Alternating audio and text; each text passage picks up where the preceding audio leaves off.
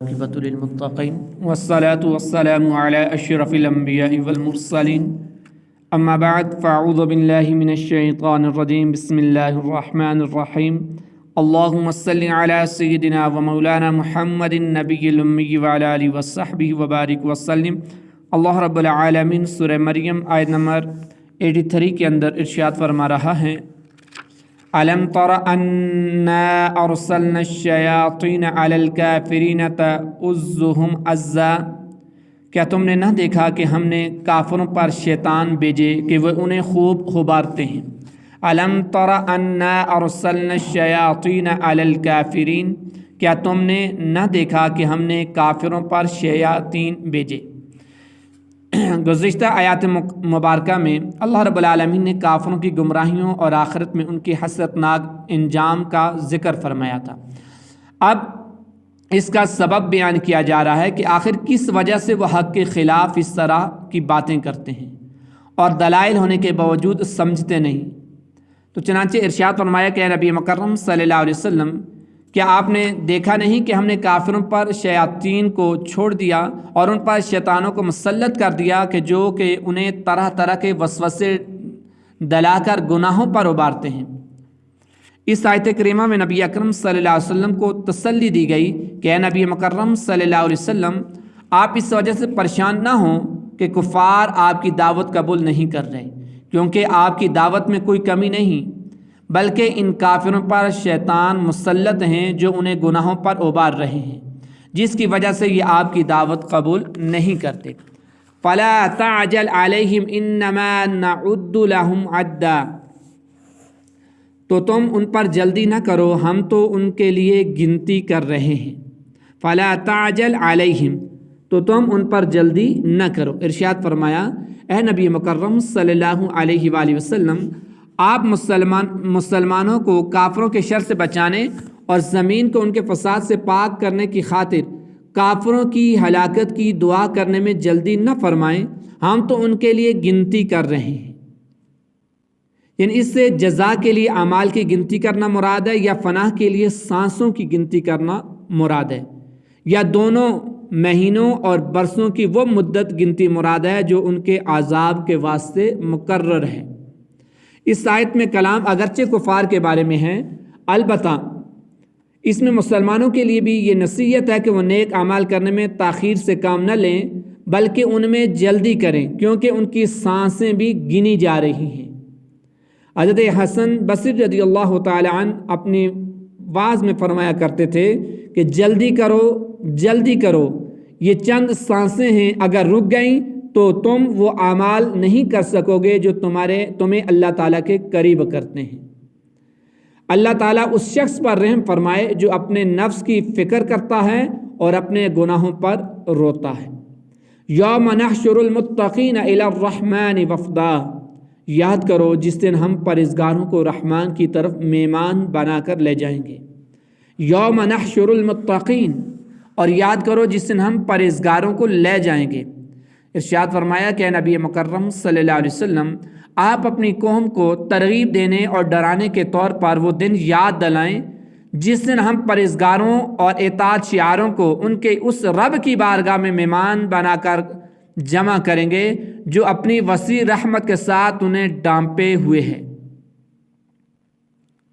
اس آیت میں قیامت کے دن اللہ تعالیٰ کے پرہیزگار اور اطاعت گزار بندوں کے اعزاز و اکرام کا ذکر ہوا، اور قبروں سے اٹھ کر میدان محشر میں جانے والے وہاں ٹھہرنے، پھر وہاں سے جنت میں جانے کے عرصے کے دوران ان کے اعزاز و کرام کا ذکر فرمایا گیا۔ حضرت علی المرتضیٰ کرم اللہ تعالی وجہ الکریم سے روایت ہے کہ نبی مکرم صلی اللہ علیہ وسلم نے فرمایا، اللہ کی قسم، پرہیزگاروں کو ان کے قدموں پر نہیں لایا جائے گا اور نہ ہی انہیں ہانک کر لایا جائے گا، بلکہ انہیں جنت کی اونٹنیوں پر لایا جائے گا جن کی مثل مخلوق نے دیکھی ہی نہ ہوں گی، ان کے کجاوے سونے کے ہوں گے اور ان کی مہاریں زبرجد کی ہوں گی۔ پرہیزگار ان پر بیٹھے رہیں گے یہاں تک کہ وہ جنت کا دروازہ کھٹکائیں گے۔ وَنَسُوقُ الْمُجْرِمِينَ إِلَى جَهَنَّمَ وِرْدًا، اور مجرموں کو جہنم کی طرف پیاسے ہانکیں گے۔ وَنَسُوقُ الْمُجْرِمِينَ إِلَى جَهَنَّمَ وَرْدًا، اور مجرموں کو جہنم کی طرف پیاسے ہانکیں گے۔ قیامت کے دن پرہیزگار مسلمان تو مہمان بنا کر اللہ کی بارگاہ میں جمع کیے جائیں گے، جبکہ کافروں کا حال یہ ہوگا کہ انہیں ان کے کفر کی وجہ سے ذلت اور توہین کے ساتھ پیاسے جانوروں کی طرح جہنم کی طرف ہانکا جائے گا۔ یاد رہے کہ ایسی آیات جن میں کافروں کی کوئی سزا بیان کی گئی ہو، اس میں مسلمانوں کے لیے بھی بڑی عبرت اور نصیحت ہوتی ہے۔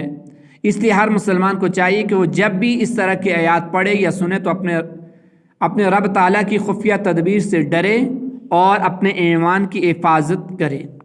لا یملکون الشفاعۃ الا من اتخذ عند الرحمن عہدا، لوگ شفاعت کے مالک نہیں مگر وہی جس نے رحمان کے پاس عہد لے رکھا ہے۔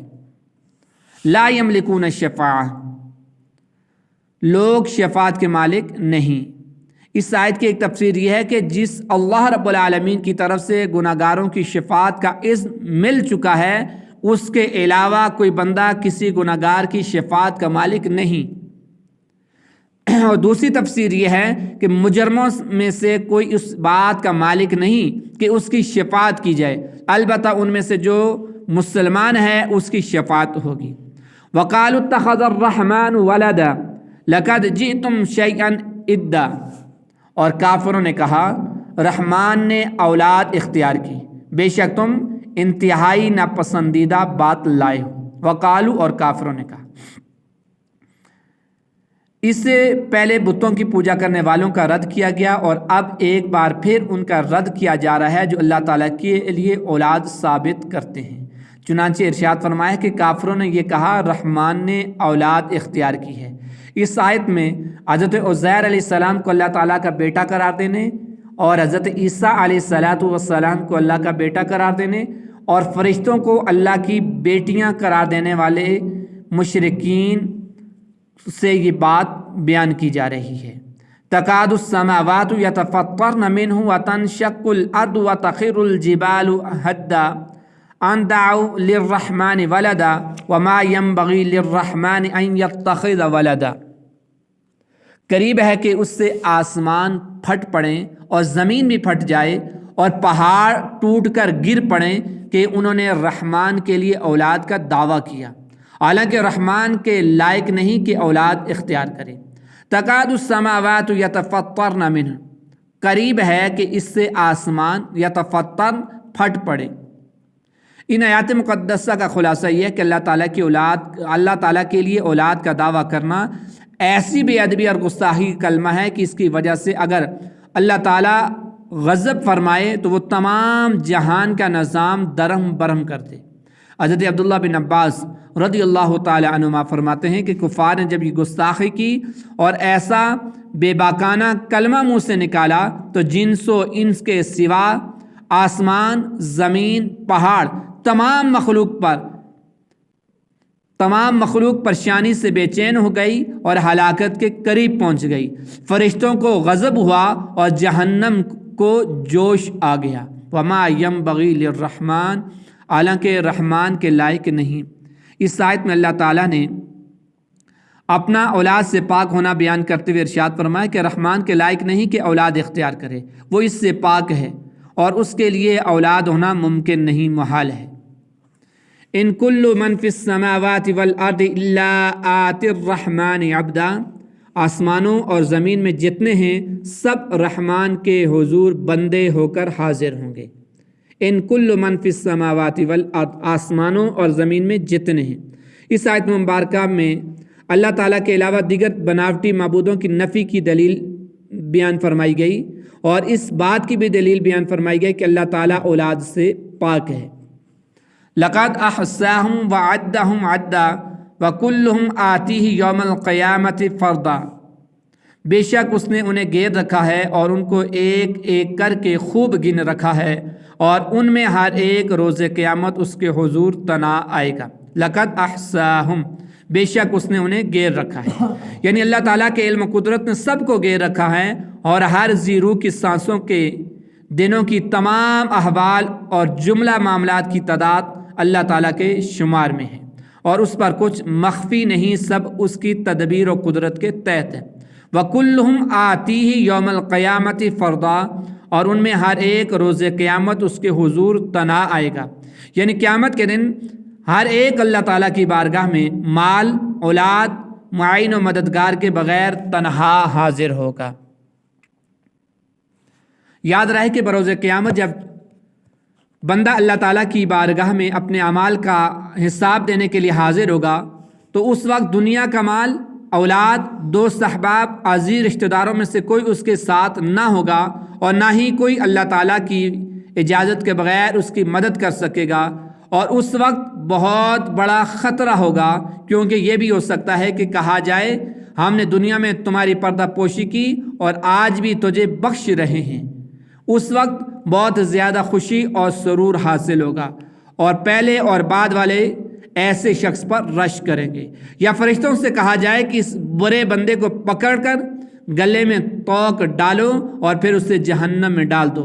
اس وقت تو اتنی بڑی مصیبت میں مبتلا ہوگا کہ اگر آسمان و زمین تجھ پر روئیں تو انہیں مناسب ہے۔ تجھے اس بات پر بہت زیادہ حسرت ہوگی کہ تم نے اللہ تعالیٰ کی عبادت اور فرما برداری میں کوتاہی کی اور تم نے دنیا کے لیے اپنی آخرت بیچ ڈالی اور اب تیرے پاس کچھ بھی نہ بچا۔ اللہ رب العالمین دنیا میں رہتے ہوئے ہمیں آخرت کی تیاری کرنے کی توفیق عطا فرمائے۔ وما علیہ الا البلاغ۔